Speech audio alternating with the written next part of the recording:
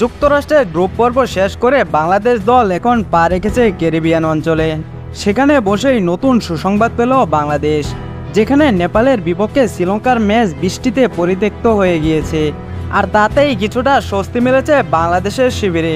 এখন নিজেদের পরের ম্যাচ নেদারল্যান্ডসের বিপক্ষে জয় পেলেই সুপার 8-এ এক পা দিয়ে রাখবে টিম টাইগার্স। আজ ফ্লোরিডার লডার হিলে শ্রীলঙ্কা হাজির হয়েছিল বাঁচামরার লড়াইয়ে। কোনো প্রকার পা হকরালেই ছিল বিপদ, কিন্তু দুর্ভাগ্যবশত 2 ম্যাচ জয়শূন্য থাকা লঙ্কানরা অবশ্য আজ মাঠেই নামতে পারেনি, কেননা এদিন পুরো সময়টাই চলেছে বৃষ্টির তাণ্ডব। আর তাতেই বিপদ বেড়েছে 2014 সালে টি-20 বিশ্বকাপ চ্যাম্পিয়ন শ্রীলঙ্কার। এখন পর্যন্ত 3 ম্যাচ খেলে 1 পয়েন্ট নিয়ে কার্যত বিদায় হয়ে গেছে লঙ্কানদের। শ্রীলঙ্কার কপাল পড়লেও দক্ষিণ আফ্রিকার জন্য এই ফলাফল নিয়ে এসেছে স্বস্তির।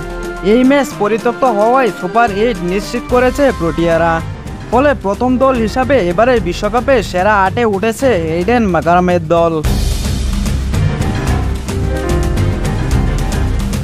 শ্রীলঙ্কা নেপালের ম্যাচ বাতিলের পর গুরুত্ব বেড়ে গিয়েছে বাংলাদেশ ও নেদারল্যান্ডস ম্যাচের।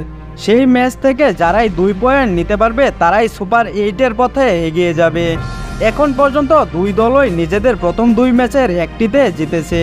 তবে পয়েন্ট 2 দলের সমান হলেও নেট রান রেটে খানিকটা এগিয়ে আছে টাইগাররা। গ্রুপ টিতে নিজেদের প্রথম ম্যাচে দক্ষিণ আফ্রিকা এবং পরের ম্যাচে বাংলাদেশের বিপক্ষে হেরেছিল শ্রীলঙ্কা। ফলে 3 ম্যাচে তাদের পয়েন্ট 1। তাই তো বাংলাদেশ ও নেদারল্যান্ডসের ম্যাচ বৃষ্টিতে বেশে না গেলেই বিদায় নিশ্চিত হয়ে যাবে অনিন্দ হাসারাঙ্গাদের। সেক্ষেত্রে শেষ ম্যাচে নেদারল্যান্ডসের বিপক্ষে জিতলেও কোনো লাভ হবে না লঙ্কানদের জন্য।